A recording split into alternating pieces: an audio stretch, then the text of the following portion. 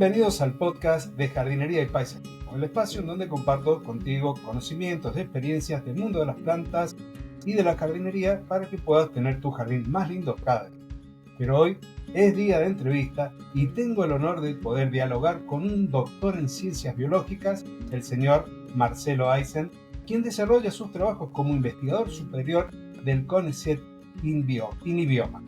Es profesor de la Universidad Nacional del Comahue del Departamento de Ecología, autor de más de 200 artículos de investigación, algunos publicados en revistas tan prestigiosas como Nature, Science, también revista de la Academia Nacional de Ciencia de los Estados Unidos. Ha escrito innumerables capítulos de libros, también es autor de un libro de ecología y evolución de las interacciones planta y animal.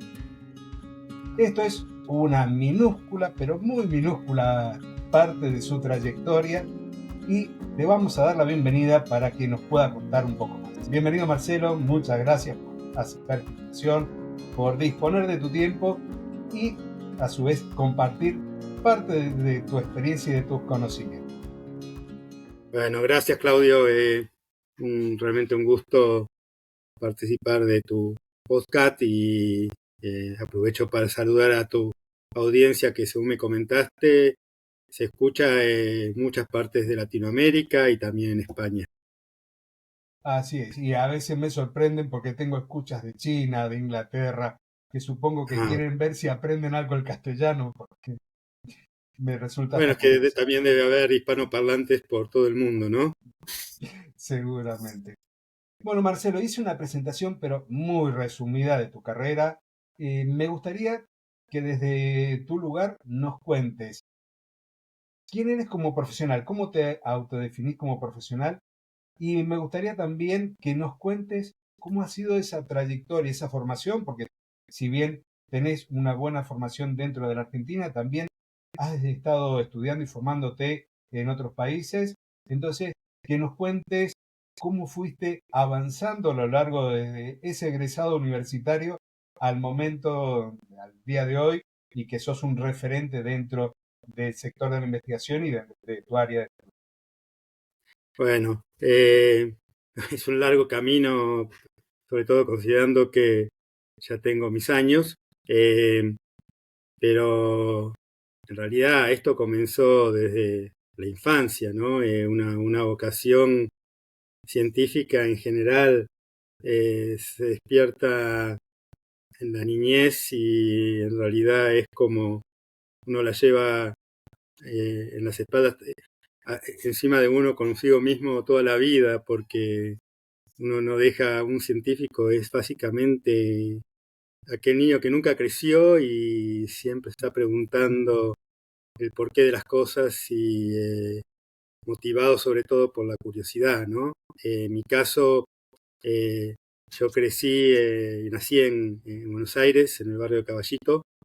Me acuerdo que en la casa, de esas casas de infancia tipo chorizos con un jardín de invierno y también un jardín exterior donde había algunos bananeros, unas plantas ahí, yo me la pasaba ahí en el jardín jugando con los insectos y fascinado por esa pequeña naturaleza que estaba metido en la mitad de la ciudad y siempre soñaba realmente con estar en ambientes naturales. No sé por qué siempre soñaba también con el sur, con la Patagonia, donde vivo actualmente, ¿no? En Bariloche. Y bueno, mi inclinación en realidad tenía como dos inclinaciones. Me gustaba mucho la geografía. Viajaba con la, viajaba con la imaginación a lugares que hasta el día de hoy nunca estuve, aunque ya he estado en muchos otros lugares, en muchos lugares. Por ejemplo, a los 6 años era como esos robotitos que se conocían todas las capitales de los países del mundo. y bueno, y también eso, ¿no? Un amor muy grande, una atracción muy grande por la naturaleza. Eh, Incluso de chico vacacionábamos en San Bernardo y al lado de la casa que tenían mis padres de vacaciones en ese momento había como un terreno baldío con álamos y para mí un bosquecito de álamos, ¿no? Y para mí estar en el bosque, Ajá. un terreno de 500 metros cuadrados con álamos. Bueno, eh, y ya incluso tenía otra pasión, que era la música, que hasta el día de hoy eh, toco guitarra clásica Ajá, qué y en un bueno. momento a los 18 años tenía que elegir entre mis vocaciones y siempre y elegí la ciencia sobre todo porque dedicarme a la ciencia porque sentía que podía ser mucho más creativo, ¿no? Eh, yo la verdad es que para mí el arte y la ciencia están como muy cerca, ¿no? La cuestión los dos tienen como denominador común el tema de la creatividad, porque para mí realmente hacer ciencia es poder ver más allá, eso de poder hacerte preguntas y, y sobre todo cuando tus preguntas y tus respuestas desafían como los paradigmas establecidos, ¿no? Y ahora, después sí que podemos hablar de uno de esos paradigmas establecidos. Eh, y empecé a estudiar, bueno, finalmente me elegí la biología. El año que ingresé a la Facultad de Ciencias Exactas y Naturales de la Universidad de Buenos Aires fue el año 82. Todavía estábamos en dictadura en ese momento y había como muchas restricciones para ingresar a la universidad pública, unos exámenes muy exigentes, y entraba muy poca gente, pude entrar y hice mi carrera de biología. Casi voy a Malvinas también, porque había hecho el servicio militar antes y estuve a punto de ir a Malvinas. Al final la guerra terminó antes que tuviera que presentarme, ya me habían llamado a filas. Eh, bueno, parte de la historia de vida de uno, ¿no? Sí. Y completé mi carrera de biología y ahí me tomé un año para ver cómo seguía la cosa. Estuve trabajando con un ecólogo cuando se produce la transición a la democracia. Muchos científicos que estaban, o varios científicos que estaban en el exilio, volvieron a Argentina. Uno de ellos se llama Jorge Rabinovich, un ecólogo, con quien, bueno, fue uno de mis profesores de la universidad y que trabaja en cuestiones muy aplicadas de la ecología, en cuestiones epidemiológicas relacionadas a mal de Chagas y también en el manejo de modelos para manejo de poblaciones de guanacos y vicuñas. Eh, y trabajé con él en realidad en el desarrollo de un proyecto que tenía que ver con eh, incrementar el contacto de ecólogos argentinos con ecólogos extranjeros o ecólogos argentinos que estuvieran en el extranjero, eh, que se llamó SPIDER, que bueno, en inglés es Special Program for Improvement and Development of Ecological Research, que es, bueno, programa para el desarrollo de las ciencias ecológicas. Eh, y te cuento este episodio porque, bueno, mi función era básicamente contactar investigadores que tuvieran interés de venir a Argentina a pasar un sabático académico, tener una estadía acá y facilitarles el contacto con grupos argentinos que trabajaban en áreas similares. Eh, digamos, era como, teníamos un presupuesto muy bajo del CONICET, que básicamente lo que podía afrontar eran los gastos de viajes internos una vez que la persona llegaba a Argentina. Pero fue muy exitoso porque hubo muchos grupos que se beneficiaron de estos contactos y durante esa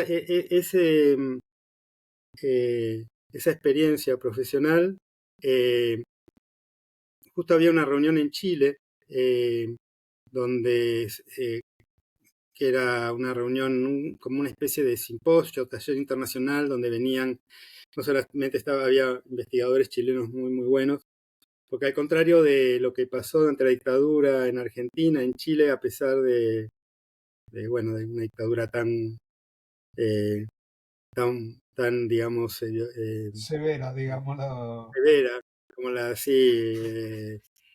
como la nuestra, mando de Pinochet, mantuvieron el país muy abierto, ¿no? En términos no solamente comerciales, sino científicos, sobre todo con Estados Unidos, con lo cual tenían mucho desarrollo, hasta el día de hoy lo tienen, en lo que es ecología, y justamente venían como capos de la ecología en el área de ecología de comunidades de, de Estados Unidos a esa reunión, y ahí conocí quien fue una especie de mentor informal mío que se llama Peter Feinsinger, que es un investigador que trabajaba en ese momento en interacciones entre plantas y polinizadores. Básicamente, sobre todo con colibríes, en Centroamérica y en las islas del Caribe.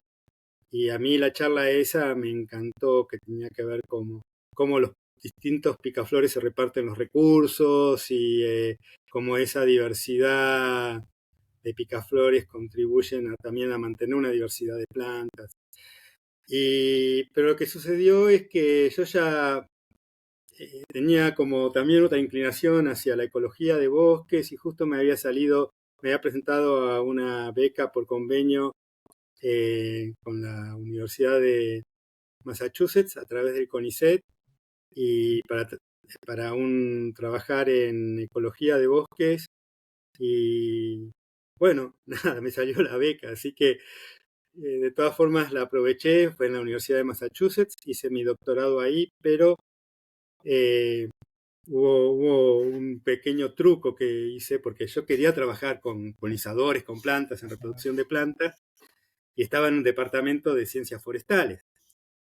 Pero empecé a interactuar mucho con la gente del Departamento de Ciencias Biológicas ahí de la Universidad de Massachusetts, en Amherst, donde estaba, y, y seguí en contacto donde aprendí a trabajar en cuestiones de polinización y de contar tubos polínicos, que es la estructura que produce el grano de polen cuando germina y que lleva las gametas masculinas y que fertiliza el óvulo y produce la semilla, que tu audiencia debe conocer bien.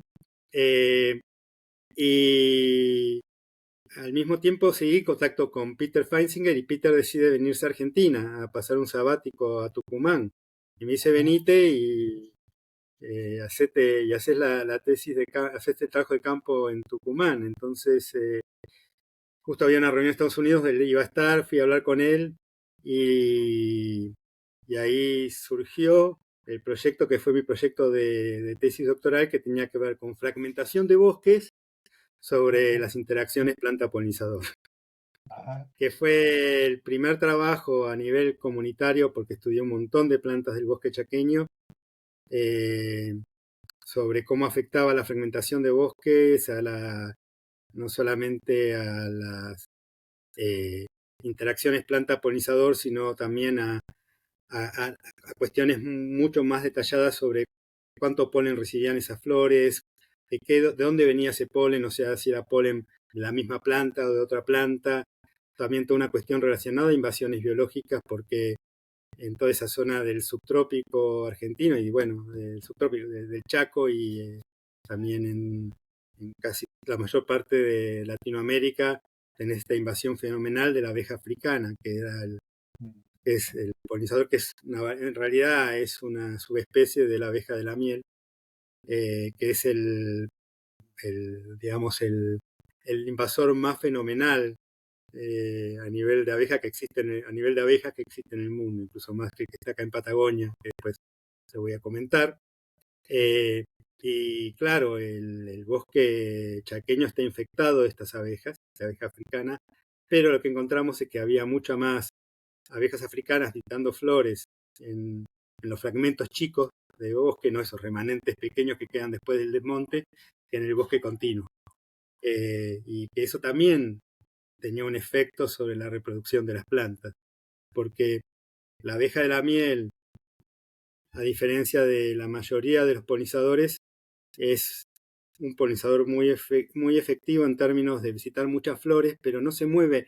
Sí, se mueve mucho desde la colmena, pero una vez que llega una planta con muchas flores se queda ahí, visitando flores de la misma planta, y lo que hace básicamente es mover polen dentro de la misma planta, entre flores de la misma planta, y para muchas plantas eso es polen de muy baja calidad que eventualmente ni siquiera va a fertilizar los óvulos y va a producir semilla, y si lo fertiliza va a producir semilla de menor calidad por esa cuestión del efecto de la endogamia, que digo, con semillas de menor calidad, o sea que te van a germinar menos, van a producir una plántula o una plantita de crecimiento más lento, o sea que menos vigorosa, ¿no?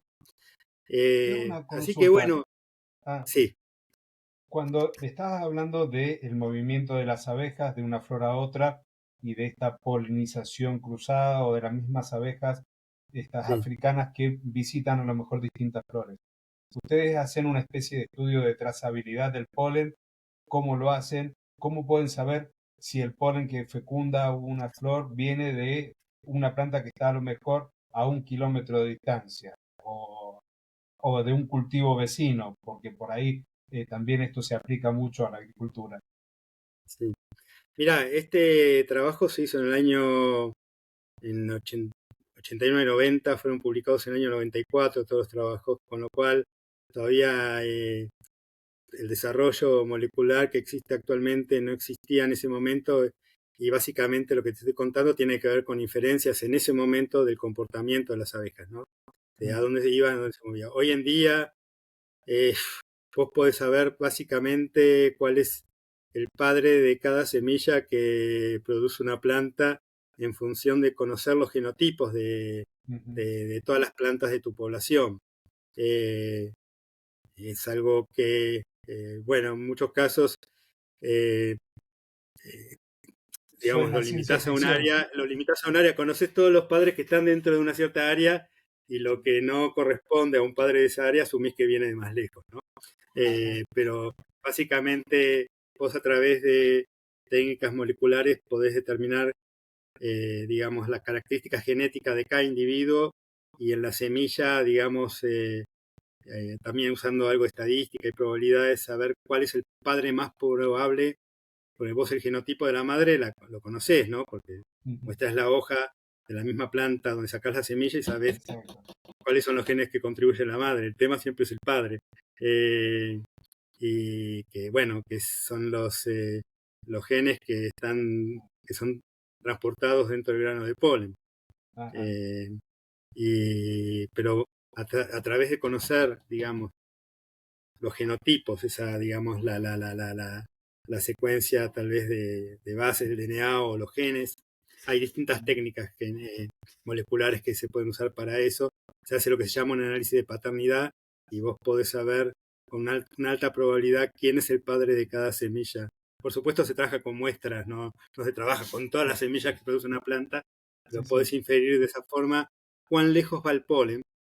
Eh, digamos, cuál es la probabilidad, por ejemplo, de que que una semilla haya sido el producto de la fecundación eh, con polen de un padre que está a 10 metros, 20 metros, 40 metros, 100 metros, 1 kilómetro, 2 kilómetros.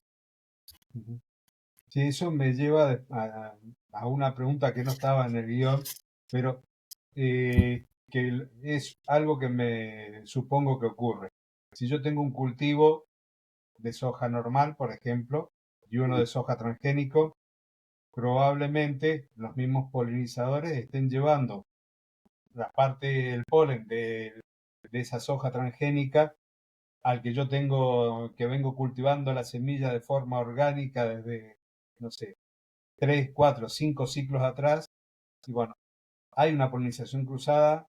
Yo no sé si esa semilla, bueno, la siguiente es viable, y si es viable, qué tan original es, o si ya empieza a tener secuencia de ADN de la soja transgénica, y eventualmente en un futuro me pueden decir, mira, la soja que vos tenés tiene genética que es de mi soja, por lo cual te reclamo a lo mejor un canon. ¿Eso es muy loco de pensar o ese tipo de cruce no se da? No, de hecho, sí se da, no solamente en el caso de la soja, sino también en girasol y otros cultivos, canola y demás, donde la pureza de las semillas, digamos, que vos caracterizás como orgánica, tiene que estar certificada de alguna forma. En muchos casos tenés que garantizar que no tenés cultivos transgénicos en cierto radio, digamos, donde está cultivando eso, o sea, tenés que garantizar, pero sí, esa hibridización se da y es relativamente frecuente y es un tema de estudio, ¿no? También eso estamos hablando, está relacionado a tu pregunta anterior, ¿no? ¿Cuál es, hasta dónde, si vos tenés un cultivo transgénico al lado de un cultivo no transgénico, no voy a llamarlo orgánico porque tal vez no es No, orgánico. no, orgánico fue una forma de decir, Sí, sí, en realidad era una digamos, sí, sí, semilla pura, de genética no pura. transgénico, sí, generalmente lo no transgénico también tiene que ver con que sea orgánico, pero bueno, vamos a separar las dos cosas. Sí, sí, sí, fue Eh, un error Vos en podés expresarlo. determinar, o sea, vos sabés cuál es la secuencia de De ADN que se la le secuencia incorporó. transgénica, entonces lo que haces es ir recolectando semillas también a distintas distancias del borde de contacto entre los dos cultivos y ves con qué frecuencia te aparece la secuencia esa de transgénica, ¿no? En las semillas o en las plantas que haces, que producís a partir de esas semillas, ¿no? En función de la distancia. Entonces también vos podés saber, bueno, cuál es la distancia buffer que tengo que dejar entre un cultivo y el otro para asegurar que mi semilla no esté contaminada, ¿no? Sí, hablando de esta distancia buffer, por un lado tenemos algo que no quiero que se me pase de preguntarte sobre esto que se decía de la crisis sobre polinizadores que habían disminuido muchísimo las poblaciones y por el otro lado que esta distancia buffer no sé cómo podemos llegar a unificar la respuesta o a contemplarla, tiene que ver con cada polinizador en particular. Una abeja puede recorrer una determinada distancia, un abejorro puede recorrer otra, y Totalmente. así, un díptero o una mosca puede recorrer una distancia X. Entonces, ese buffer va a depender del polinizador habitual o hay una medida estándar. ¿Y qué pasa con esta crisis de polinizadores? Bueno, en realidad están relacionadas las preguntas, porque, a ver, sí es verdad, distintos tipos de polinizadores tienen distintas distancias de forrajeo, ¿no? Hay que distinguir entre lo que es, cuál es el área de forrajeo de un polinizador y también, digamos, eh, qué distancia recorre, por ejemplo, entre visitas consecutivas, que no necesariamente están relacionados.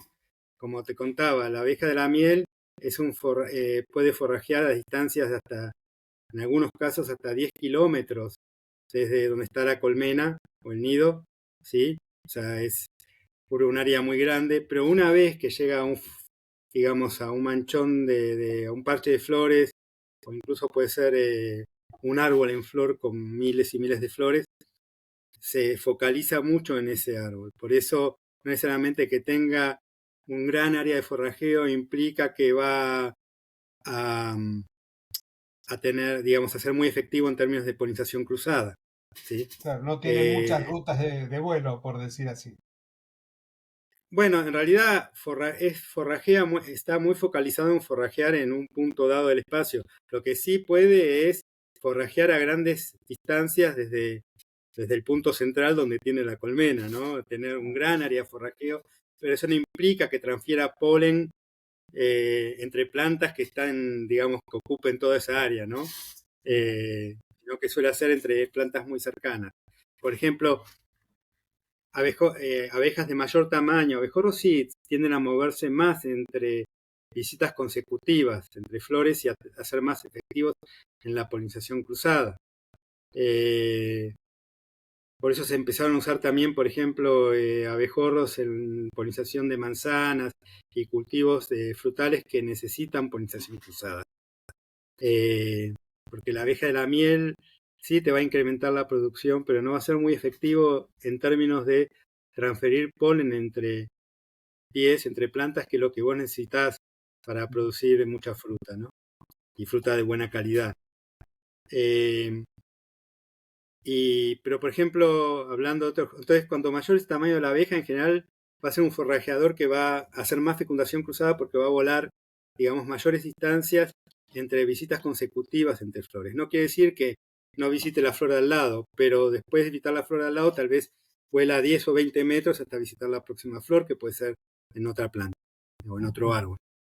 Eh, por ejemplo, hay otros polinizadores que no son tan buenos llevando mucho polen. O sea, lo que tiene de bueno las abejas es que llevan mucho polen, ¿sí?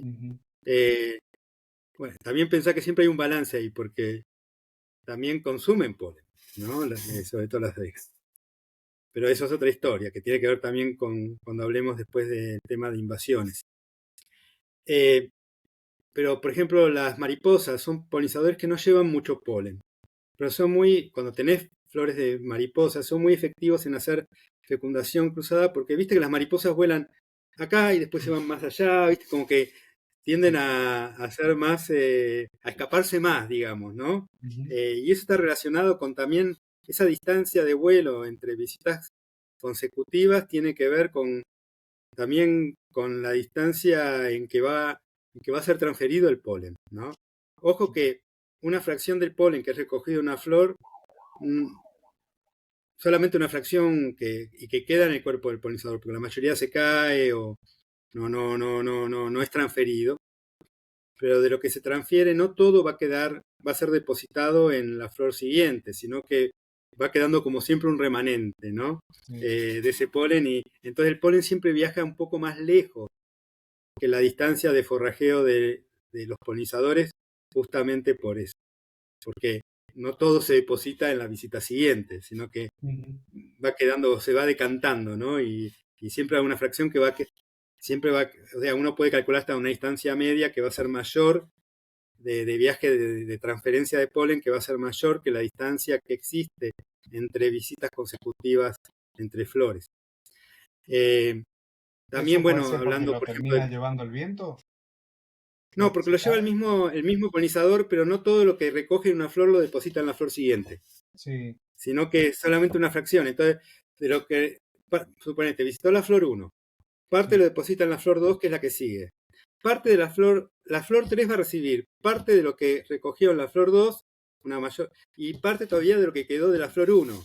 Claro. ¿Se entiende? Y en la cual todavía, tal vez se va extinguiendo eso, cada vez queda menos de la primera flor, pero queda siempre algo. Entonces puede ser que un grano de polen, por más que suponete la distancia media entre flores que visita una abeja sea de 50 centímetros, puede haber polen que te viaje cientos de metros, justamente por ese decaimiento, que no es que todo lo que recoge una flor se deposita en la flor siguiente. Exacto. Sí, van y quedando bueno, granitos de polen que van a ir llegando a distancias exactamente, eso tiene un nombre, bueno, en castellano sería como el efecto de acarreo, ¿no? Eso. Eh, y, por ejemplo, también tiene mucho que ver dónde viaja el polen, a dónde va el polen, cuánta fecundación cruzada vas a tener, va a depender también del comportamiento. Por ejemplo, en los picaflores vos tenés en realidad como dos grandes grupos. Picaflores de menor tamaño, en general, que están como son hiperkinéticos, pero viste como defendiendo un parche de flores, que son muy territoriales. Al ser tan territoriales, sobre todo los machos, el polen no va a viajar mucho. Va a quedarse siempre en ese vecindario, porque está defendiendo ese territorio. Bueno, consume néctar, recoge polen, pero lo va dejando en las flores de ese mismo vecindario. En cambio, hay otros picaflores, sobre todo en los trópicos, en el norte de Argentina ya hay de eso, que se llaman ermitaños, que son como muy recorredores, ¿no? Visitan generalmente plantas con muy pocas flores, flores también que son tubulares, así de tubos muy largos, por ejemplo algunas bignoniáceas, tipo enredaderas, ese tipo de cosas, y ahí van a ir recorriendo, ¿no? Entonces tal vez tienen una planta acá, la visitan y después la próxima planta puede estar a 1 kilómetro. Entonces ellos van a transferir polen a larga distancia. Bueno, después tenés una diversidad gigante, ¿no? Tenés el tema de las moscas, bueno, no solamente moscas, sino también grupos de los dípteros, ¿no? Que están muy especializados en la polinización, como los sírfidos. Acá en Patagonia, bueno, en todo el hemisferio sur, África, Australia, tenés un grupo que se llaman emestrínides, que son unas moscas de trompa muy larga, que son especialistas polinizadores. De hecho, en Sudáfrica tenés algunos de estos que tienen una trompa, una lengua de 7 o 8 centímetros. ¿No? Son Impresionante. impresionantes. Que polinizan flores tubulares muy largas, ¿no? Acá no tenemos con una lengua tan larga, pero bueno, son muy, muy, muy, muy, muy lindos también. Y después, bueno, tenés, no sé, hay roedores, hay ratones que son polinizadores. Ahí en Mendoza tienen la cordillera no me acuerdo el nombre común de la planta, es Cacophora coronata, esa planta que es como una especie de cojín que tiene todas las flores en la base, como una corona. No sé si la viste. ¿Cómo era el nombre? Bueno, después te la mando y la podés compartir con tu audiencia porque tiene flores todos como en la base de este cojín que es como una corona. Entonces está a la altura de los ratones que vienen y polinizan, te producen mucho néctar. ¿Te Esas acordás son del género curiosidades. de la Vienen y planta? ¿no? ¿Te ¿Qué? acordás del género o del nombre científico de la Sí, sí, planta? es una, ¿cómo se llama? La cajofora, para cajofora creo que es, a ver, para que lo busco ahora. Coronata era, creo que era cajofora, a ver, para. Acá está, Cayofora coronata. Es Mm, en las lobasáceas, en la familia de las lobasáceas. ujú. Si la Sí, buscás, Cayofora Ortiga de la coronata, vas a Sierra. ver. ¿Cómo? Ortiga de la Sierra. Debe ser, yo no me acordaba el nombre común, pero ahí en los Andes mendocinos, la precordillera, la he visto en la cordillera en realidad, y supongo que también está en la precordillera. Es Ujú. muy, muy, muy llamativa esa planta justamente por tener eso de que las flores están como al ras del piso, ¿no? Ajá, Y, sí, sí. y que tiene que ver con eso, con la polinización por roedores. O sea, Sí, es impresionante cómo es la cuestión de esa adaptación, ¿no? Y la evolución en función de distintos tipos de polinizadores que determinan esas características de las flores. ujú. Incluso son de color blanco, no son muy llamativas, o sea, son flores grandes, pues son polinizadas por polinizadores más bien grandes comparado con insectos, como un Sí, sí. ratón, pero son medias verdosas, blanquecinas, porque básicamente la polinización es nocturna. Ajá, Eh, y entonces la visión es relativamente importante, no tan importante en la polinización nocturna. sí. Eh, bueno, tenés por supuesto polinización por polillas, polinización. De hecho, no hace muchos años se describió por primera vez polinización de unos pastos marinos por crustáceos. Ah, sí, Por- sí, sí. Algo así leí, sí. que ya es en islas es muy común la polinización por lagartijas, por ejemplo. Ah, increíble. Sí, y hablando de polinizadores, hay muchos que se han importado por Sí, el uso agrícola. Hay uno que es un abejorro que ya es como archiconocido y es un archirrival de los polinizadores nativos. ¿Nos podés contar un poco la historia y las consecuencias de haber incorporado este abejorro, tanto consecuencias en ambientes naturales como en ambientes agrícolas? sí. La verdad es que me fui por las ramas y no contesté parte de tu pregunta anterior que tenía que ver sobre este tema de la declinación de polinizadores, Sí. el tema de incluso que tiene que ver eso con los bordes Ujú. y después cómo enganchamos eso con el tema también de las invasiones. Bueno, primero hay muchos estudios que lo que muestran es que los bordes de cultivo, sobre todo los que tienen malezas, son una fuente de polinizadores, ¿no? Y se ha visto de que eso es algo que se ha estudiado muchas veces en distintos cultivos, en distintas regiones geográficas, y sobre todo en cultivos dependientes de polinizadores, lo que se ve es que tanto la abundancia como la diversidad de polinizadores que visitan flores, de un cultivo, por ejemplo, canola, girasol, y bueno, tantos otros, decrece con la distancia al borde del cultivo, o sea, ese borde de contacto entre lo que dejas, un borde de maleza o en contacto con un remanente, fragmento seminatural de bosque o lo que sea, y por ejemplo ahí en la zona de Mendoza, en contacto ahí con los remanentes de monte, y lo que uno ve es que decrece esa diversidad y esa abundancia de polinizadores con esa distancia, y en muchos casos tiene un efecto sobre el rendimiento del cultivo. O sea, que hay más rendimiento, aunque la respuesta es mucho más marcada en los polinizadores, vas a ver que hay una baja del rendimiento con respecto a cuando comparás el borde con el centro del cultivo, ¿no? Con la distancia del borde. Todo eso como que, bueno, consiste evidencia para asumir de que si eso está pasando a nivel local, en la medida que el ser humano transforma y destruye los sistemas naturales, los reemplaza por cultivos, por zonas urbanas, uno asume que la abundancia y la diversidad de polinizadores disminuye no solamente a una escala local, sino a una escala global. Y que eso tendría un impacto sobre la producción de alimentos, dado que muchos cultivos dependen de polinizadores, y si está sucediendo eso, de que los polinizadores están declinando en abundancia y diversidad a una escala global, uno debería tener que observar una declinación en el rendimiento de los cultivos que dependen de polinizadores. Incluso eso fue como una especie de paradigma que se estableció, incluso fue también, no sé si alguna vez escuchaste de que supuestamente Einstein una vez dijo que sin abejas en la Tierra la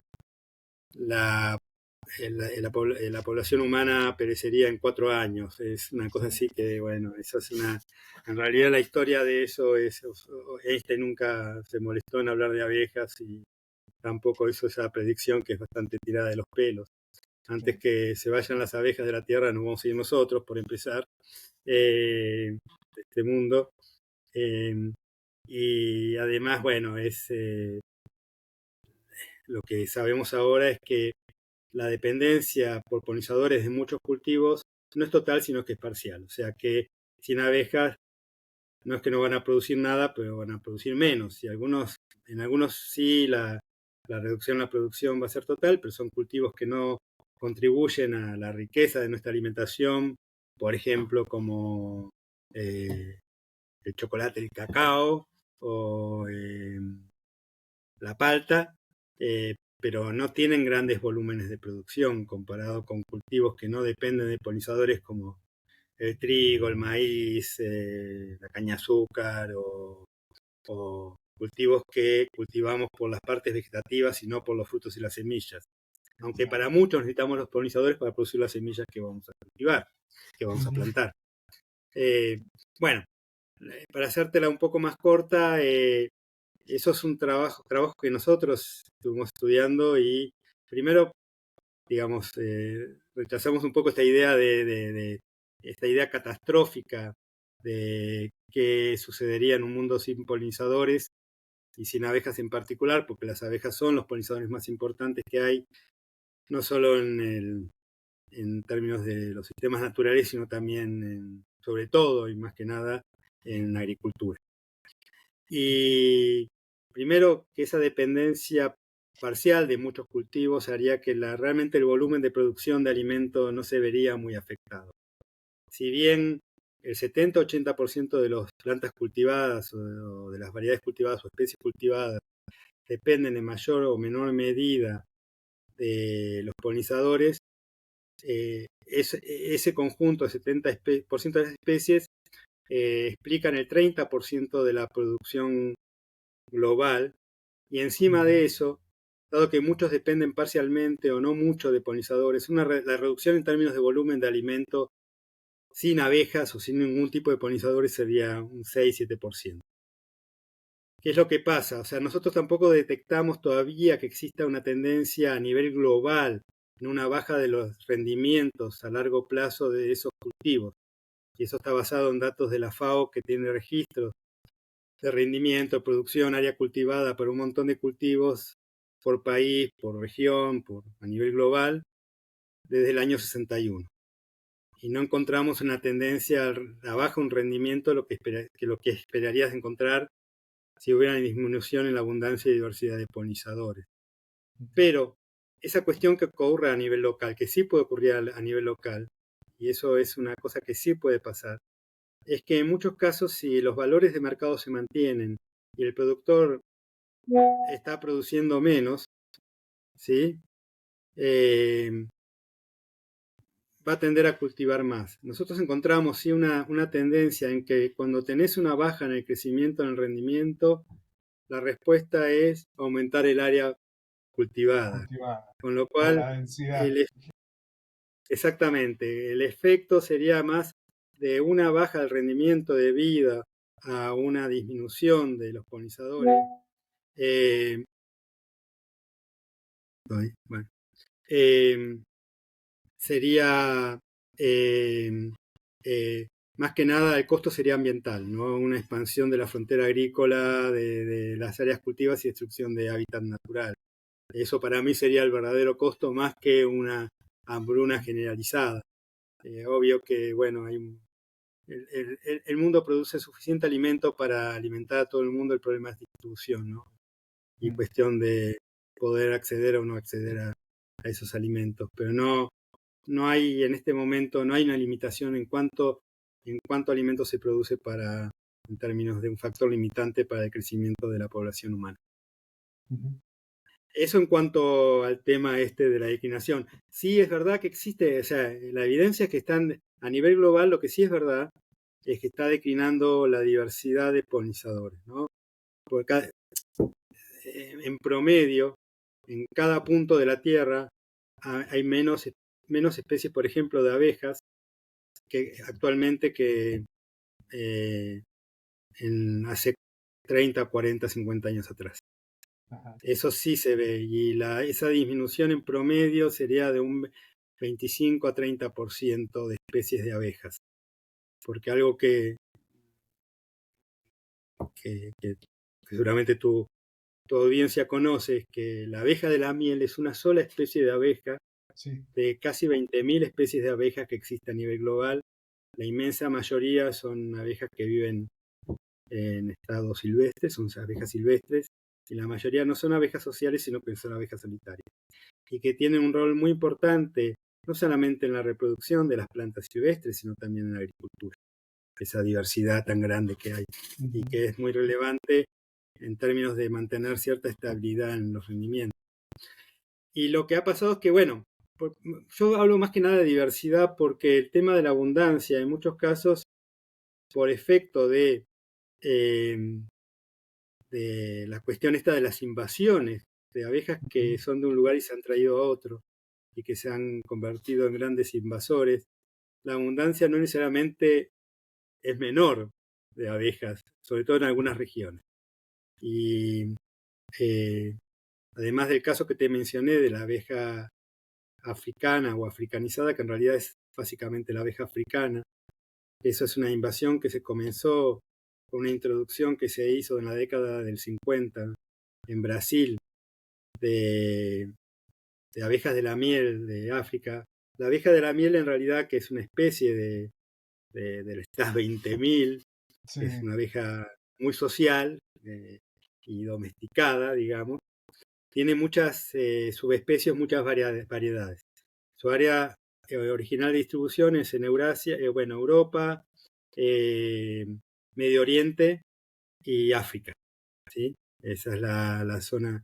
Y hay muchas subespecies y hay 2 subespecies africanas. Una que está más distribuida y que es muy resistente a las condiciones tropicales. Entonces tenían problemas de enfermedades en Brasil, entonces tuvieron la brillante idea de decir, bueno, vamos a traer porque las variedades que se usan, que están domesticadas y que se usan para producir miel, son 2 o 3 variedades europeas, ¿sí? Entonces dijeron, bueno, vamos a traer la africana para hibridizarla y hacer una abeja doméstica más resistente. Bueno, el experimento fue demasiado exitoso. En realidad lo que produjeron se les escapaba, empezaba a enjambrar y establecerse en cualquier lado, y le produjo una de las invasiones más fenomenales que ha ocurrido en las últimas décadas. Y la abeja africana hoy en día, que es básicamente la abeja de la miel, la versión africana de la abeja de miel, porque lo que prevaleció es la abeja africana, básicamente los genes africanos, se distribuye desde el centro de Argentina, incluido parte de Mendoza, en el Monte Está, hasta el sur de Estados Unidos. Y es hiperabundante. Y posiblemente eso ha afectado la reproducción de muchas de las plantas silvestres. Después, lo que ocurrió en Patagonia es una historia más reciente. Primero, en el año 82-83, se introducen desde Europa una especie de abejorro. Los abejorros son abejas de gran tamaño, estas abejas peludas, ¿sí? Son cerca de 260 especies. La mayoría son del hemisferio norte, son holárticas, ¿no? Se llama la región del hemisferio norte de Eurasia y Norteamérica. Eso es la zona holártica. Es un grupo, un género de abejas, los abejorros, de abejas peludas, que se originaron ahí, posiblemente en algún lugar de China, por ahí. Y bueno, y tiene la mayoría de las especies son o asiáticas o europeas y norteamericanas, ¿no? El centro de diversidad está ahí en el Tíbet, en China, donde hay más cantidad de especies. Pero acá en Sudamérica hay 22 a 24 especies nativas, ¿sí? De Sudamérica. Y bueno, trajeron, pero ninguna está domesticada o ninguna estaba domesticada. Hay una ahora que la están domesticando, que la están criando en forma artificial e industrial. Pero eso es algo muy, muy reciente. Entonces decidieron primero traer una especie que habían introducido previamente en Nueva Zelanda, una especie europea, que relativamente es rara en Europa. La introdujeron en 2 partidas de 300 reinas en total, porque también los abejorros son abejas sociales, aunque las colonias no son perennes como en el caso de la abeja de la miel, sino que son estacionales. La colonia no sobrevive el invierno, lo que sobrevive el invierno son las nuevas reinas que se producen al final, o princesas que se producen al final de la temporada. Y bueno, tiene también un sistema de casta, no voy a entrar en detalles, pero bueno, algo parecido a la abeja de la miel, pero tiene una socialidad un poquito más rudimentaria. Se introduce una de las especies estas en el sur de Chile, en la zona, cerca de la zona de Puerto Montt, un poco al norte, y en pocos años ya la empezamos a observar de este lado de la cordillera. Acá en Patagonia hay una sola especie de abejorro, de estas 22 o 23 que existen en Sudamérica, pero con la particularidad que es una especie muy carismática porque es el abejorro más grande del mundo.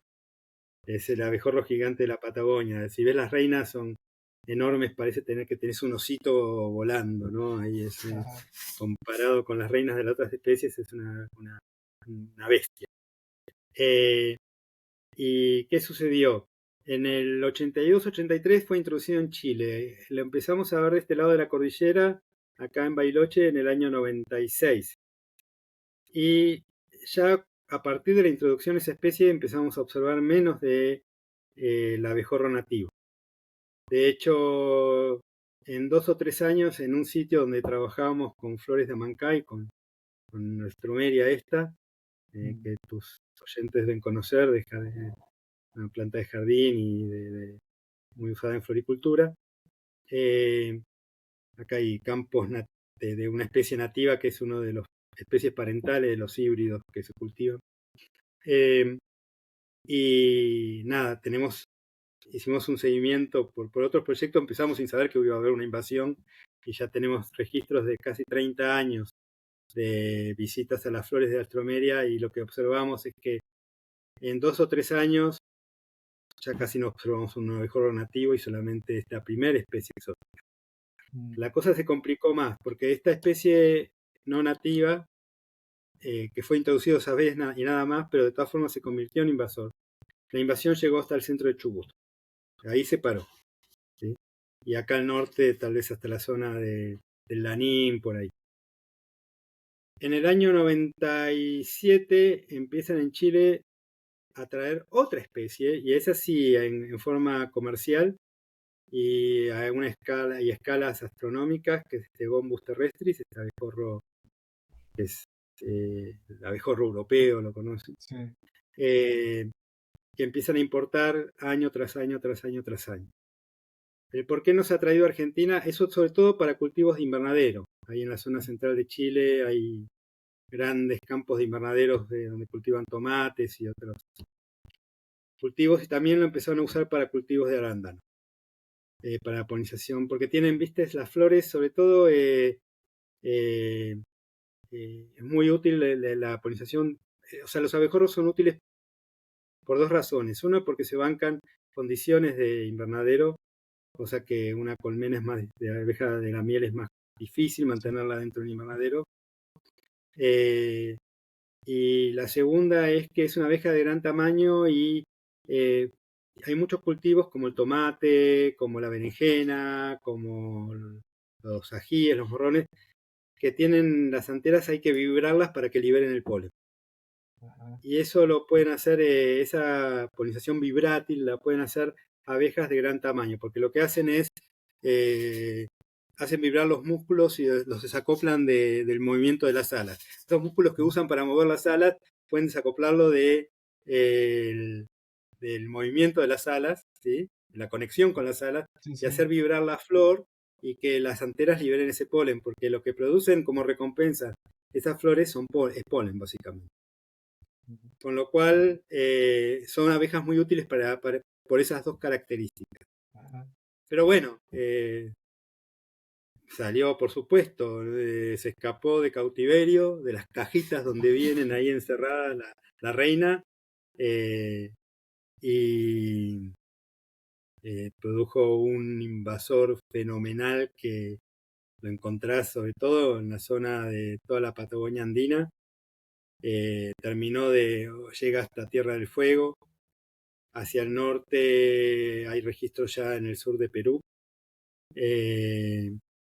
Pero el problema grave, grave, grave acá es en Patagonia, sobre todo en la zona andina de Patagonia, donde tiene abundancias que son de 1 a 2 órdenes de magnitud más altas que la que tenía el abejorro nativo cuando estaba acá, ¿no? Y a causa de ese abejorro, el abejorro nativo terminó de declinar, empezó a declinar al sur de Chubut, ¿no? En los glaciares, en todos los lugares. Ahora ves, en muchas zonas ves muy pocos de nativo. Y hay un montón de extinción local, solamente sobreviven en zonas más húmedas, de bosque valdiviano, por ahí todavía persiste. Sí, leí un artículo en donde decía que el abejorro este europeo, dependiendo de las condiciones climáticas de donde se encontraba, podía de un año para el otro haber recorrido y haber avanzado o colonizado una distancia desde 18 hasta 80 kilómetros. O sea, en una colonia original en un punto, 80 kilómetros desde ahí al año siguiente. No Total, sé. sí, no, totalmente, ¿no? Incluso hasta no sé si más, pero sí, totalmente. Y el problema es que el chorro nunca se cortó. En Chile lo siguen introduciendo. Ya posiblemente hay más de 1,5 millones de colonias, y entre colonias y reinas fecundadas, que han introducido a lo largo de ya de 25 años. Con lo cual eh, es una invasión que está continuamente siendo subsidiada. O sea, hace poco tiempo conseguimos por fin que la República Argentina la reconozca como especie invasora, lo que permite por lo menos que en discusiones hay una comisión bilateral de especies invasoras, por lo menos que entre en la discusión, pero como te imaginarás tampoco hay mucho. Chile no está dispuesto a cortar el chorro, hay un negocio montado alrededor de eso. Y de hecho, tengo entendido que había un establecimiento ahí en Mendoza que había empezado a criar el abejorro terrestre. Eh, de hecho, es interesante, ¿no? Porque esas cosas, esas curiosidades también argentinas que, por supuesto que también se quiso introducir en Argentina y que por cuestiones que tienen que ver coyunturales, que se consultó ahí en el Museo de la Plata, etcétera, la autorización no fue dada. Con lo cual, nunca, por lo menos, o sea, este abejorro se produce en grandes factorías en Bélgica, Holanda, Eslovaquia, Israel, eh, que es de donde vienen. Creo que ahora en Chile también lo están criando localmente, esta especie europea. Eh, pero nunca se autorizó que entrara en Argentina. Y a raíz de eso, una compañía de estas europeas que tiene eh, en realidad una compañía argentina que es subsidiaria de una de estas compañías europeas, empezó a criar una especie de abejorro nativo, que no es el de albomín, no es el de acá del sur, no es el gigante, porque bueno, no es una zona tan importante en términos de agricultura, salvo la zona de la comarca andina, etcétera, pero digamos, eh, la gran agricultura, incluso de producción e invernaderos, ocurre en Buenos Aires, en la Mesopotamia, Santa Fe, y ahí están criando un bombus que se llama Bombus paulensis, antes se llamaba Bombus atratus, le cambió el nombre, ahora le hicieron la sinonimia, en fin, a Bombus paulensis, y lo están criando. El nativo tiene un problemita para criarlo porque hay, digamos, hay abejorros que se pueden criar fácilmente, ¿sí? Porque uno le puede poner el polen externamente y es como que es eh, una, una, una vaca que alimentás en un feedlot ahí y le das vos el alimento. Y otro que es más complicado porque, nada, el polen lo tiene que recoger ella, es más, el abejorro nativo nuestro acá se puede criar, pero es más complicado Sí, ahí me artificialmente. hiciste acordar una cuestión de comparaciones generacionales entre los de los 70 y los millennials con respecto al trabajo para conseguir el alimento en este caso. Nombraste algo que me da pie para la siguiente pregunta. Hablaste de la comarca andina. Sí. ¿Cómo afecta, ya sea el Bombus terrestris, como en otras situaciones, el exceso de polinizadores? Desde el punto de vista agrícola y desde el punto de vista a nivel de planta nativa, si hay algún Ujú. desgaste energético, si trae consecuencias negativas, porque no porque hayan más polinizadores, la situación es mejor. Así es. De hecho, tenemos sistemas que hemos estudiado en forma muy detallada con mi grupo, ¿sí? Una aproximación muy mecanicista, ¿no? Al tema de la polinización. Y bueno, esos estudios enfocados en frangüesa, que es un cultivo muy relevante en en la comarca andina. Y en realidad esto comenzó con el tema, ¿te acordás que en el 2011 explotó el volcán Puyehue Mm, y que fue el aeropuerto de Bariloche, por ejemplo, estuvo cerrado por 8 meses? Mendoza también habrá sí, cerrado en su momento, pero acá la sufrimos feo. Vivimos varios meses bajo una nube de humo que se iba corriendo un poco y en Villa en la Angostura la pasaron aún peor porque estaban más cerca del volcán. Y a pesar que el volcán está en Chile, los vientos prevalentes son del oeste a el este, o sea que sí, se las traían las consecuencias de la cenizas del explosión del humo. volcán en Chile la pagamos nosotros, como los abejorros también.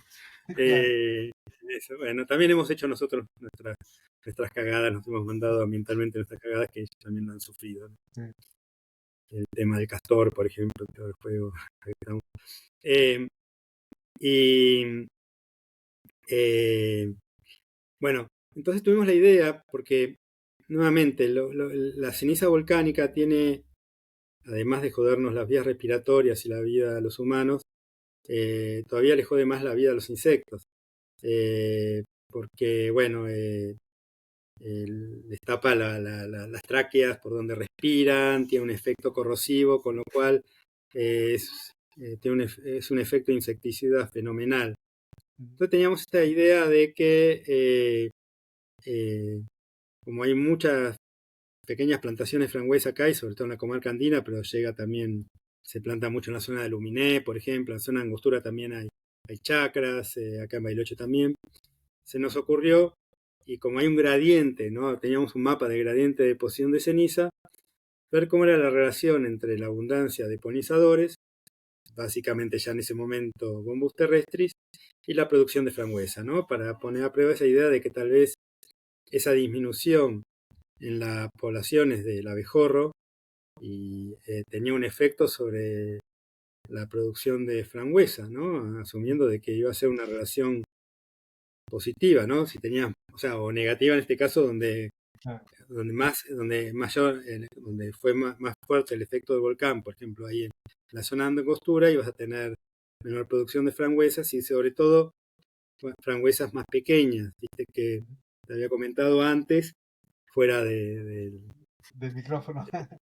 fuera del micrófono, bueno, con el micrófono, pero fuera del podcast, Claro. que la flor de la frambuesa es una flor que tiene muchos ovarios, muchos pistilitos, y como consecuencia de eso es un fruto compuesto que tiene como muchos frutitos, ¿no? Muchas drupitas, pero es un solo fruto compuesto.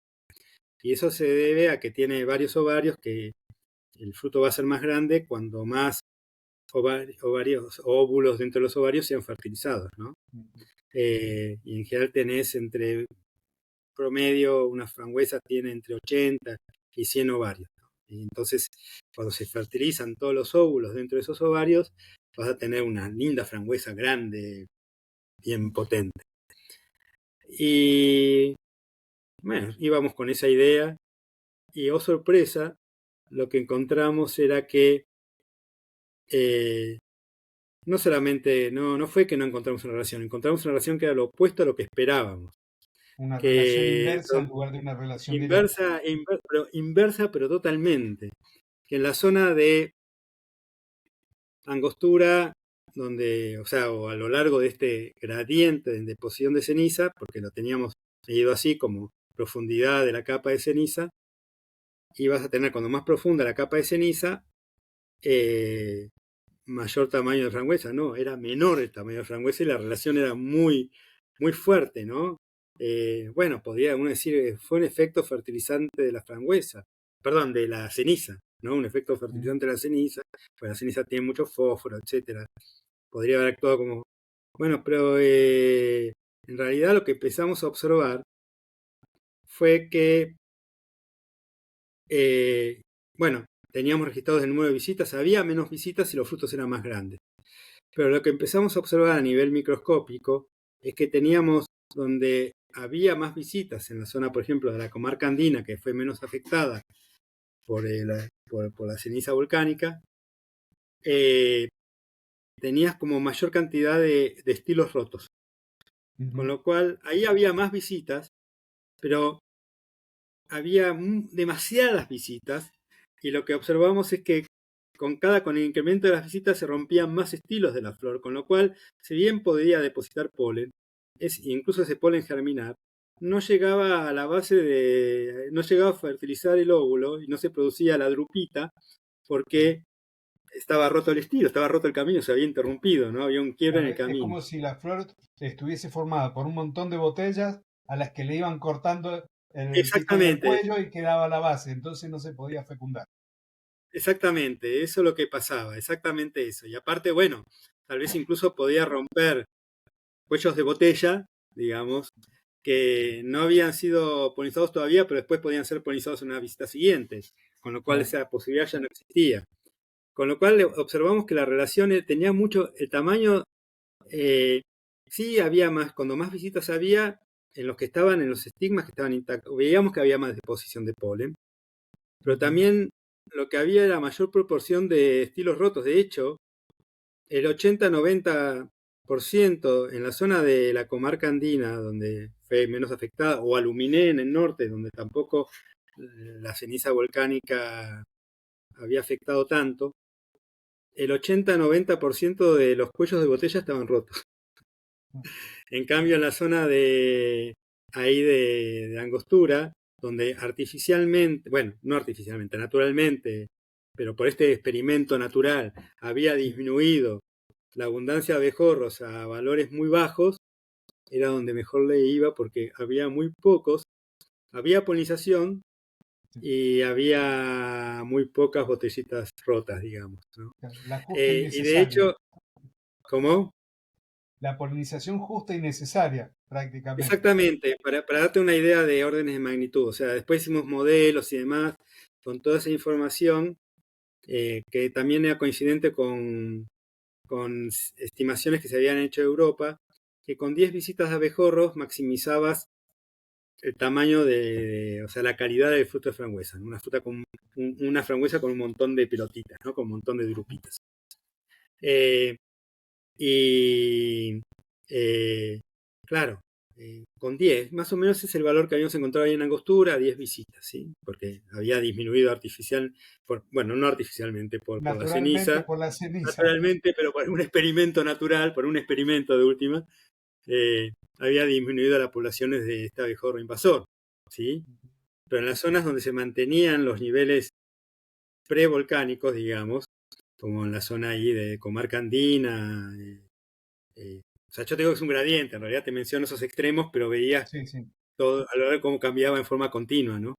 En la zona ahí de la comarca andina, el Bolsón, incluso más al norte, en Aluminé, tenía cientos de visitas, o sea, 300, 400 visitas a lo largo de la vida de la flor, con lo cual era un sistema que básicamente no estaba regulado. Y el problema era que tenías un exceso de visitas, tenías una sobreexplotación de la flor por parte de los abejorros, porque bueno, tenías ahí el invasor que no tiene control biológico, ¿no?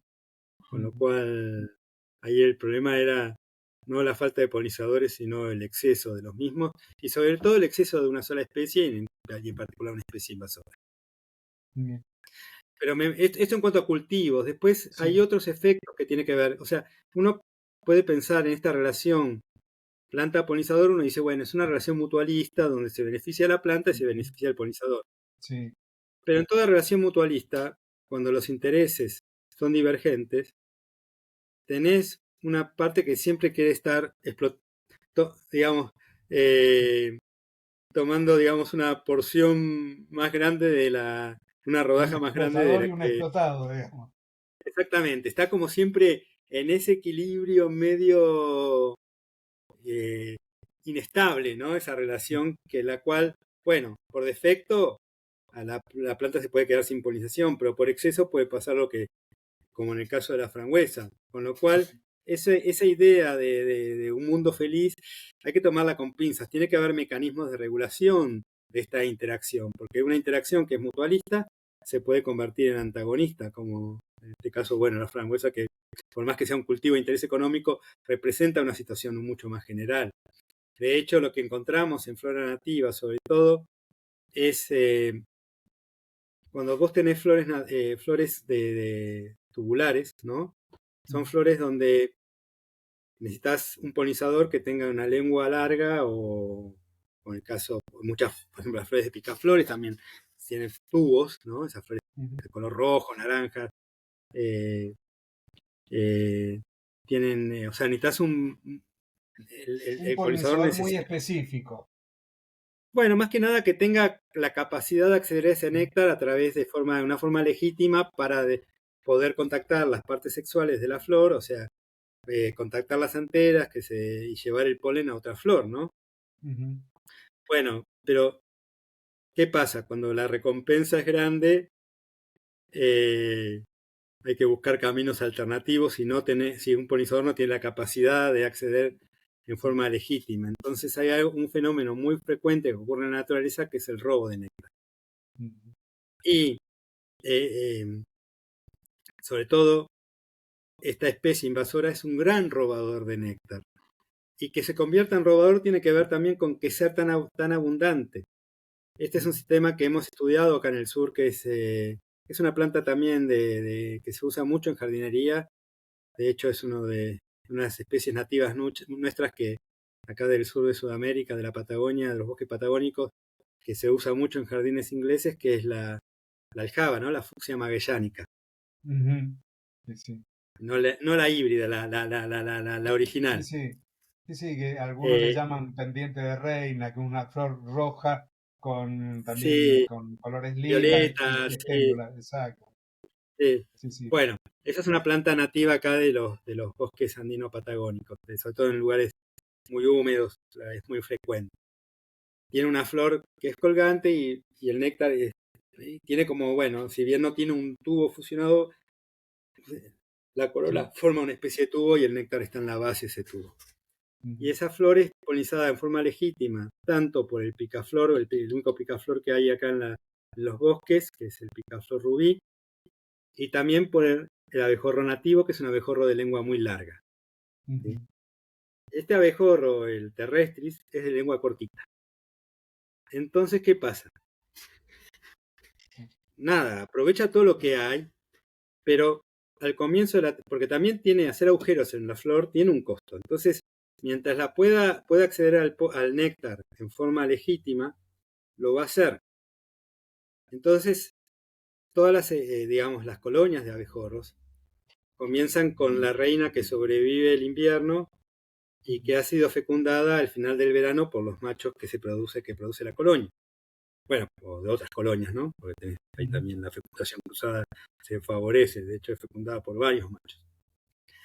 Y comienza, digamos, a poner huevos, busca un sitio, sale de su sitio de hibernación, que usualmente está bajo tierra, y busca un sitio de nidificación también, son cavidades, por ejemplo, nidos de ratones, son lugares que buscan, o pequeñas oquedades bajo los troncos que están en contacto con el suelo, que tienen, incluso tiene como hojitas, las forra un poco, las aísla un poco de la Ujú. humedad.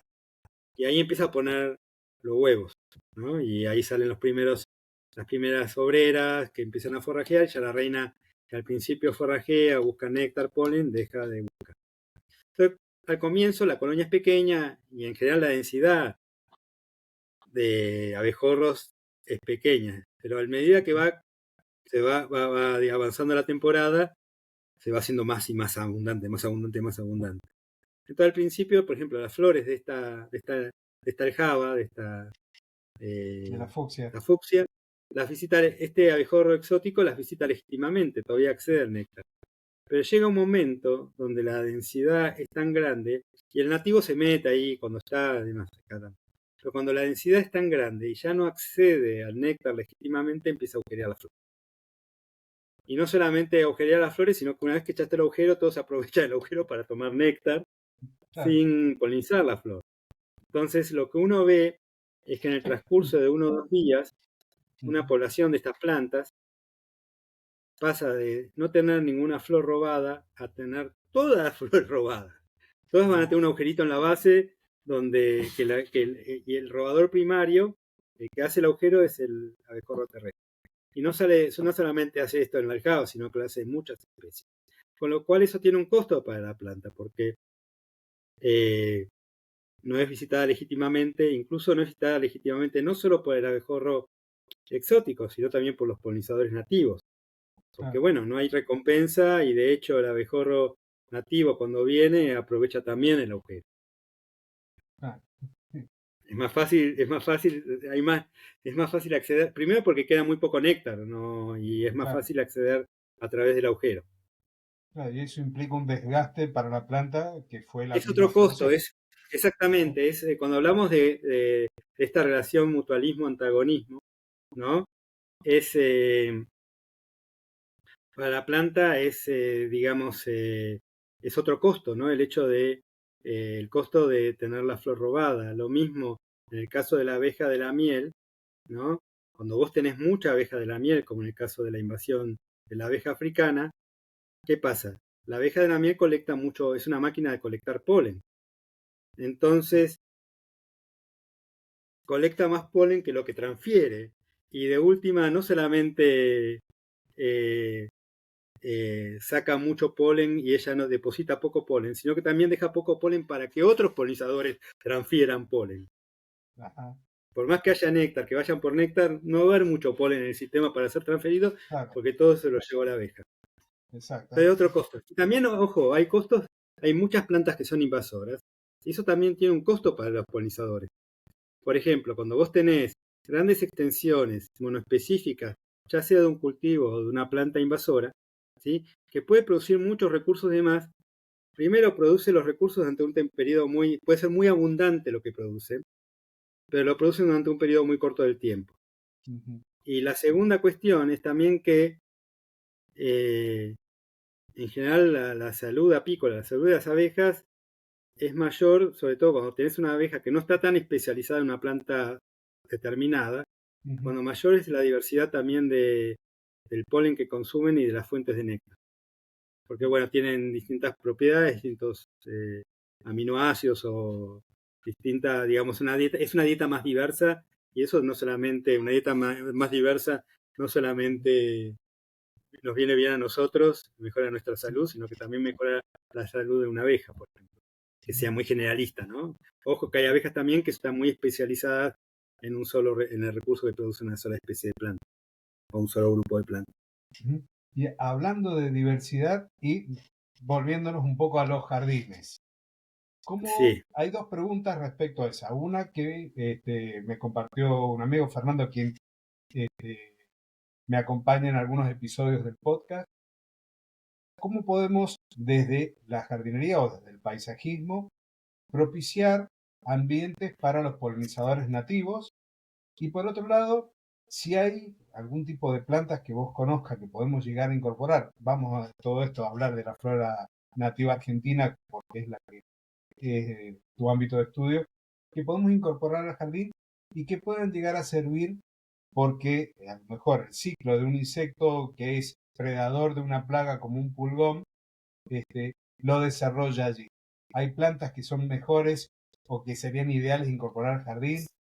¿Cómo trabajamos? Incorporamos nativas, ¿no? ¿Cuál es tu apreciación llevando el conocimiento desde lo que es el estudio de los ambientes naturales y de los agrícolas? bueno, el especialista en jardinería sos vos y posiblemente gran parte de tu audiencia. Yo lo que puedo dar es como son preceptos muy generales, ¿no? Sobre Ujú. el, digamos, el precepto básico de que la diversidad trae más diversidad. Entonces, eh, primero si vos vas a tener una diversidad muy grande de plantas con flor, de flores de muy distinto tipo, ya sean nativas o no nativas, plantas de jardinería, vas a tener también una gran diversidad de polinizadores. En términos de abejas en particular, hay una buena noticia que es acciones a nivel local, como puede ser un jardín, tienen un impacto muy grande sobre la diversidad de abejas, sobre todo de abejas solitarias, que tienden a ser también abejas que tienen rangos. Como te nombré antes, la abeja de la miel tiene áreas de forrajeo gigantes. Las abejas solitarias tienden a tener áreas de forrajeo más pequeños y pueden tanto nidificar en tu jardín como pasarse todo su ciclo de vida en el jardín, sin Ujú. necesidad de ir a otro lado, ¿no? Claro, Con lo sin cual, necesidad de una colmena como la abeja de la miel. claro, exactamente, que la colmena está que tener que alimentar a, a cientos o miles de hermanas y hermanos, ¿no? Ujú, Eh, sí. solamente tiene que alimentar a su propia progenie. Con Ajá. lo cual es una forma de atraer esas abejas, después también, por supuesto, las plantas de mariposas, estas flores tubulares de tubo angosto, qué sé yo, muchas acantáceas se me ocurren, Ajá. bueno, un montón de esas, ¿no? Eh, la lantana, ese tipo Ujú. de plantas van a traer muchas mariposas a tu jardín. Flores de picaflores. En general, el tema de los bebederos para picaflores es Sí. como, viste, estar alimentando al animal silvestre con comida como medio. Mejor hacerlo a través de las flores y no de los bebederos, ¿no? Con azúcar. Sí, Es yo lindo, soy por supuesto. partidario de lo mismo, o sea, No voy a juzgar a alguien que lo use, pero es mejor obligarlos a visitar flores que darle ya la solución fácil, ¿no? Eh, hay un montón de flores bignoniáceas, de acantáceas también, que son polinizadas por picaflores. Ahí en Mendoza hay unas cuantas especies. También, bueno, flores nocturnas, ¿no? Para polillas y ese tipo de polinizadores. Pero ese es el precepto básico, diversidad, tener más diversidad y también mecanismos de regulación, o sea, controles naturales, biológicos de plagas, etcétera, cuando más diversidad tengas en tu jardín. Sí. Diversidad no solo en especies, sino también a lo largo de todo el ciclo. O sea, no Eso es tener importante, concentrada la totalmente, floración sí. en una época del año. Sí, sí, eso yo sé que, bueno, hay ciclos más naturales y va a tener más flores en diciembre que en febrero y extenderlo, pero bueno, tratar eso, ¿no? De tener una estación lo más extendida posible. Incluso hasta hay especies que florecen en invierno y sobre todo ahí en Mendoza creo que se la pueden bancar muy bien. Así que eso, ¿no? Cuanto más la diversidad, no solamente también vas a tener, digamos, vas a contribuir a poblaciones, sobre todo aquellos polinizadores generalistas, como muchas especies de abejas, eh, vas a incrementar también la salud de esos polinizadores. Y por supuesto, podés tener acciones activas para reclutar polinizadores a tu jardín, como los hoteles de abejas, eh, también tener tal vez parches de arena, y hay abejas que les gusta eh, nidificar en arena, eh, eh, incluso hasta, no me acuerdo, hay unas que son como que les gustan los suelos de pH básicos, así Mira. que eso, las abejas alcalinas se llaman. Eh, y bueno, básicamente eso, ¿no? También, por ejemplo, conchitas de caracoles, hay abejas que tienen conchas de caracoles, ¿viste? Por ejemplo, también aparte de los hoteles de abejas, se puede, digamos, tirar en el jardín ramas de huecas, ese tipo de cosas sirven. Sí, eso también beneficia a la proliferación de algunas especies de luciérnagas, de los bichitos de luz. Tener troncos medios podridos en zonas sombrías, dejar algún sector medio salvaje también. Obvio, o sea, lo que hagas por los polinizadores también lo estás haciendo para otros insectos, y de hecho también cuando tenés mucha diversidad también, ojo, obvio, vas a tener tal vez más diversidad de insectos plagas, pero va a haber mayor control biológico también. Sí, Entonces las poblaciones posiblemente sean más bajas que cuando tenés un jardín, que hiciste un monocultivo en tu jardín, ¿no? Eso es claro. claro. Sí, el jardín de mi casa es una colección de plantas y Me imagino. no tengo plagas de insectos. Cuando empiezan a haber pulgones ya vienen microhimenópteros y los parasitan, o tengo coccinélidos que vienen a alimentarse y esos no se me transforman en plagas. Lo único que sí todavía me cuesta encontrar algún método son los caracoles. Caracoles, los moluscos, eso sí suelen conquistar territorio dentro del jardín de mi casa, ¿no?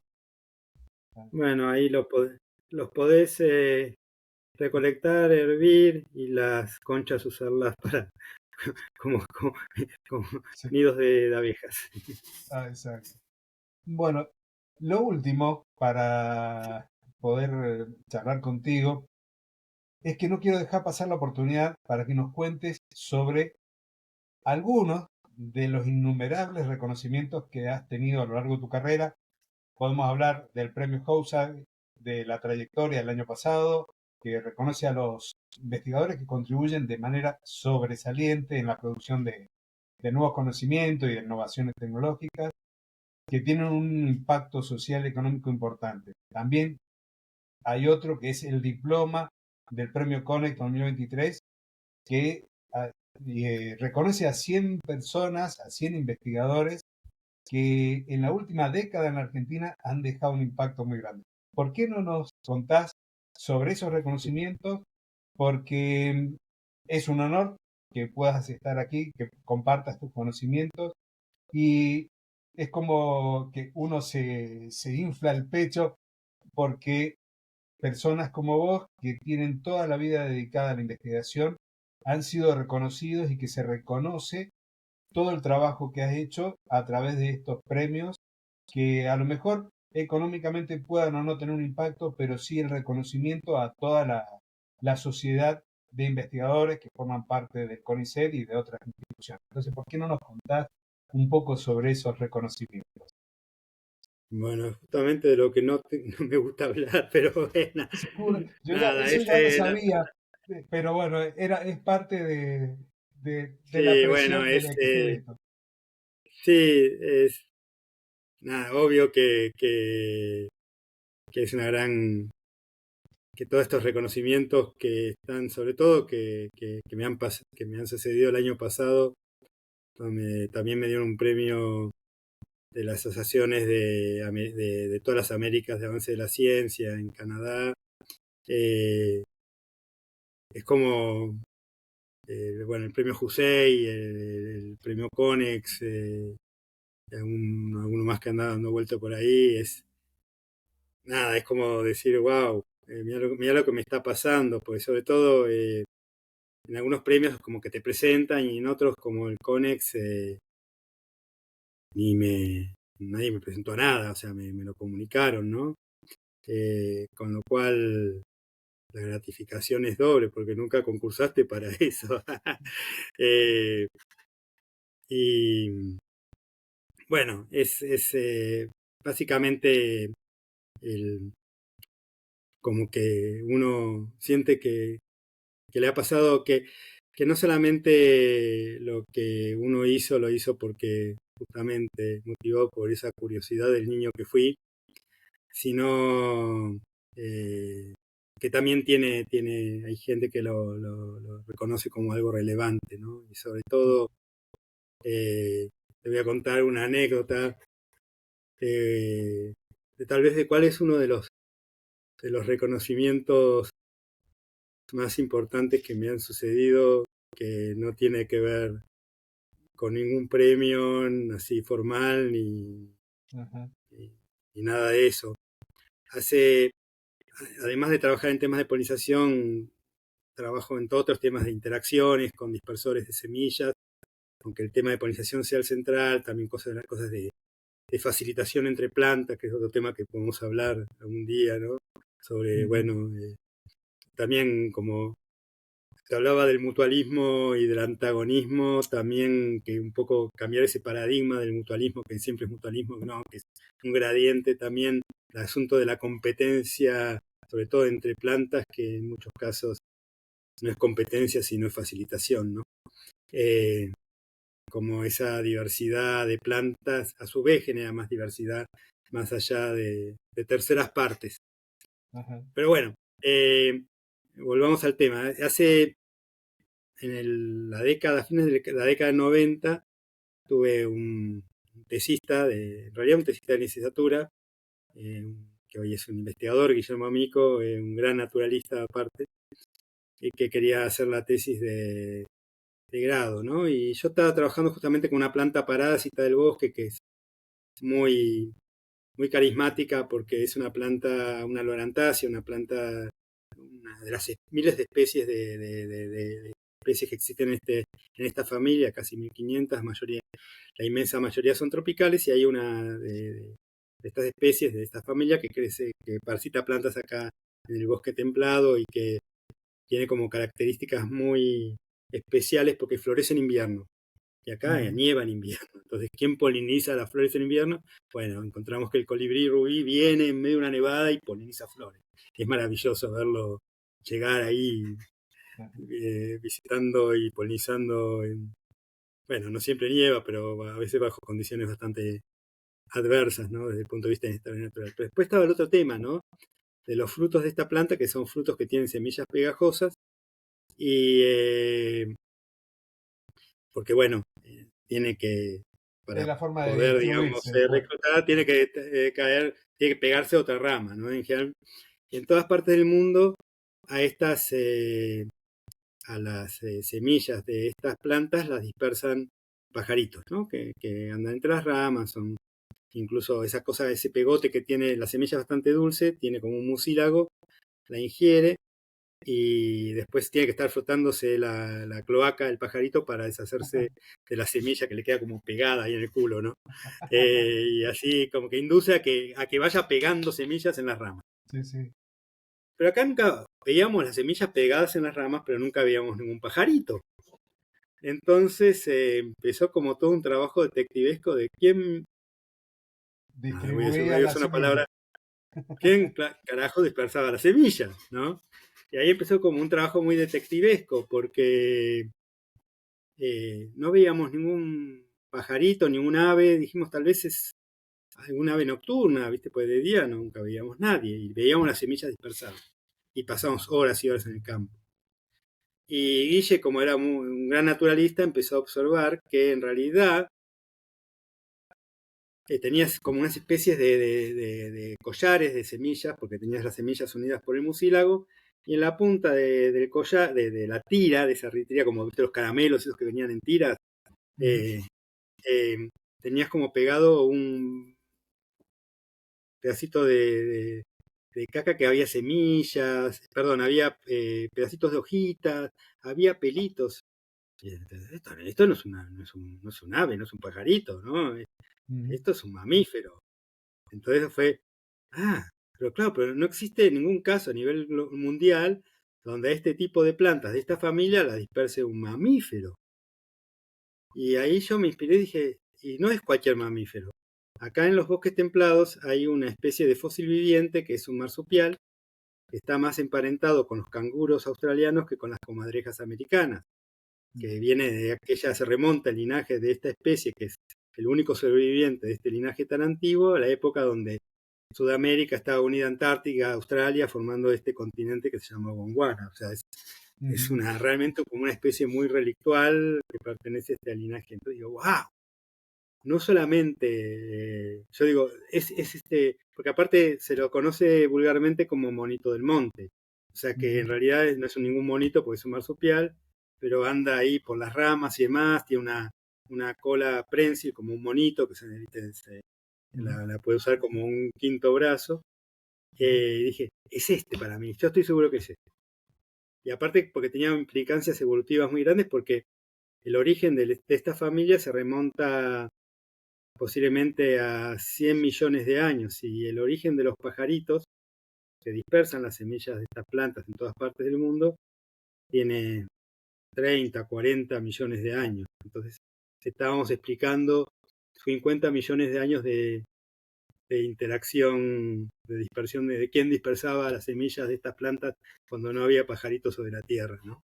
Ujú. Y bueno, para hacerla un poco más corta la historia, pusimos cámaras y demás, al final eh, empezamos a capturar, cebando las trampas, ¿no?, estas vivas con banana, un montón de estos marsupiales y aparte ratones, pero los marsupiales cagaban y cagaban y cagaban semillas de estas plantas en la jaula. Después fue muy, digamos, ahí ya teníamos la evidencia y después digo, bueno, si tenemos la foto del bicho cagando, tenemos el artículo en Nature, le digo yo a Guille, ¿no? Por todas las implicancias evolutivas, por todo esto que Sí. te contaba.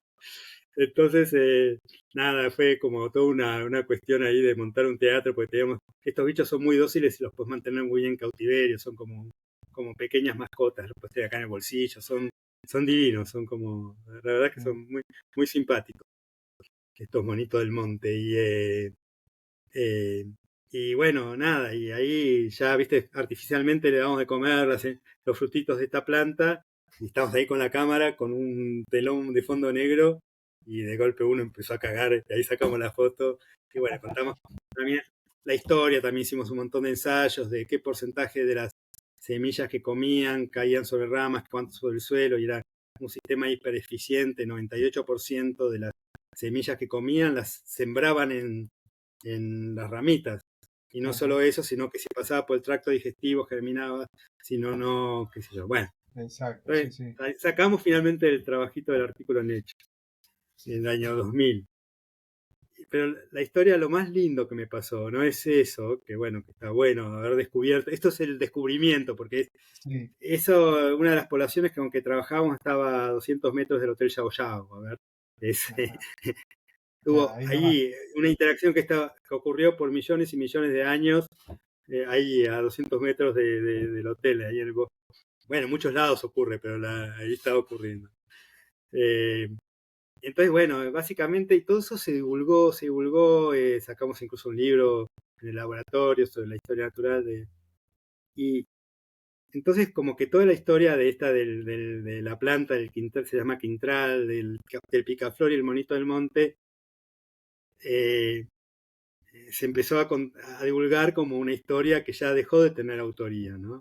Entonces tenía a mi hijo menor en segundo grado y en una escuela acá pública, y la maestra les empezó a contar tenía una clase sobre el medio ambiente y las interacciones, la importancia de los mutualismos y demás, y le contó la historia porque son plantas que los chicos conocen, acá del bosque Sí. algunos, del quintral, el, el picaflor y el monito del monte. Entonces mi hijo levanta la mano y dice, eso lo descubrió mi papá. Qué Y yo lindo. me morí de amor, dije, yo ya estoy hecho.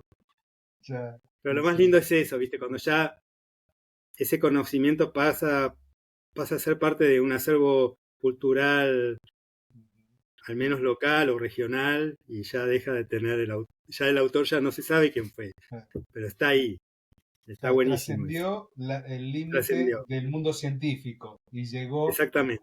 a la Llegó. gente que está en Eso su cuando casa. hablamos de premio, creo que eso es uno de los mayores reconocimientos que tengo.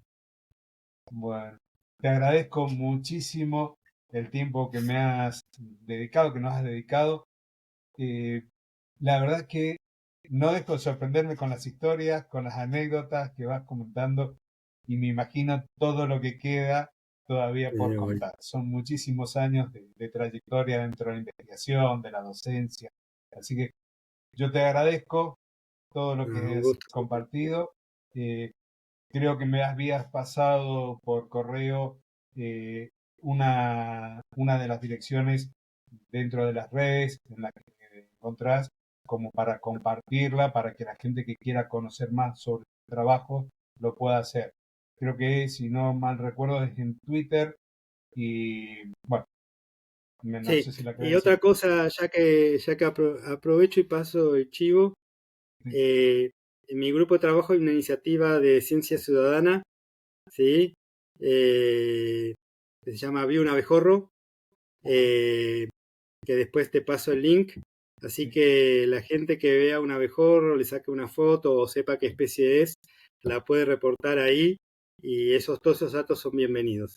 Con eso estamos haciendo básicamente también el monitoreo de las poblaciones del abejorro nativo, dónde está, dónde ya no está, eh, y también el seguimiento de las invasiones, y también ahora se está extendiendo el programa a todas las especies de abejorros nativos de la Argentina, así que son como, si mal no recuerdo, como 10 especies. Así que eh, después te paso el link, y la gente que esté interesada en participar en este emprendimiento que realmente es muy lindo y muy valioso, está más que bienvenida y agradecido por eso.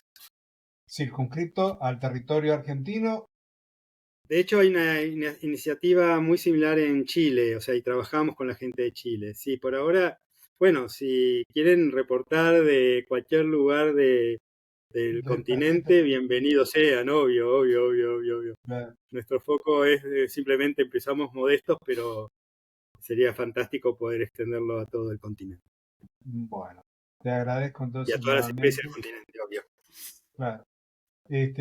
¿Algo más que quieras comentar? ¿Alguna cosa que haya quedado en el tintero y Uy, que hablamos como más de como 1 hora 40? casi hora y media, sí, 1 hora 40, Sí. una bestialidad.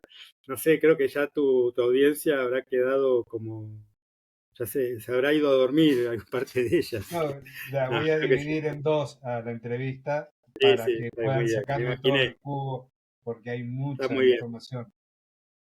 No, y bueno, quedan un montón de cosas, pero bueno, ya en algún otro momento podemos continuar charlando. Así es. Bueno, muchísimas gracias No, por favor. por el tiempo y por todo, por todo. Así que por la No, no, gracias a predisposición. vos, Claudio, y un saludo y agradecimiento a tu audiencia por haber sobrevivido este podcast.